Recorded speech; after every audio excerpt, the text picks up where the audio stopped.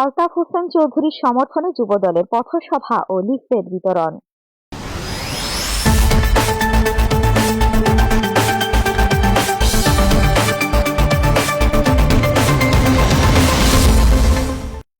ST Bangla TV Patuakhali জেলা প্রতিনিধি জাহিদুল ইসলামের পাঠানো প্রতিবেদন নিয়ে দেখুন বিস্তারিত।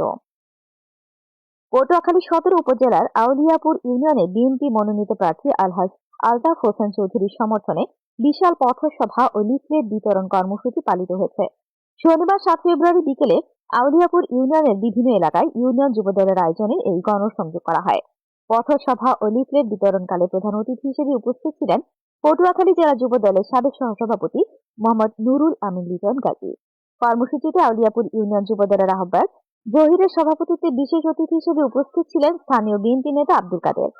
লিফলেট বিতরণকালে নুরুল আমিন লিটন গাজী বলেন, দেশ ও গণতন্ত্র রক্ষার লড়াইয়ে আলহাজ আলতাফ হোসেন চৌধুরীর হাতকে শক্তিশালী করতে আউলিয়াপুর ইউনিয়ন যুবদল ঐক্যবদ্ধ। আমরা প্রতিটি ঘরে ঘরে ধানের শীষের বার্তা পৌঁছে দিচ্ছি।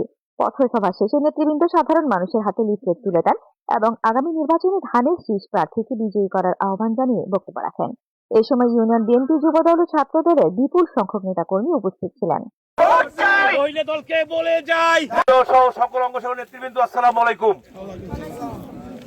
আপনারা আজকের যে নামছেন এখানে এই রাস্তায় রাস্তায় বাড়ি বাড়ি যাচ্ছেন, কি হেতু যাচ্ছেন?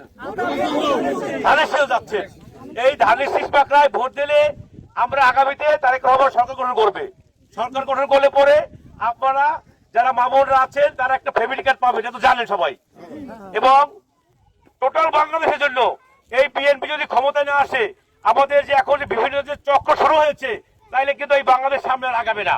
তাই আমাদের এই পটুয়াখালীতে আমাদের সবচেয়ে জনপ্রিয় নেতা, এই দক্ষিণ বাংলার ভিতরে সবচেয়ে জনপ্রিয় নেতা, বাংলাদেশের হেভিওয়েট প্রার্থী, সাবেক বিমান বাহিনী প্রধান, সাবেক মন্ত্রী, সাবেক স্বরাষ্ট্রমন্ত্রী, আমাদের প্রাণপ্রিয় নেতা জনাব আলহাজ আলতাফ হোসেন চৌধুরীকে আপনারা 12 তারিখে ধানের শীষ পাকড়ায় ভোট দিয়ে বিজয়ী করবেন ইনশাআল্লাহ।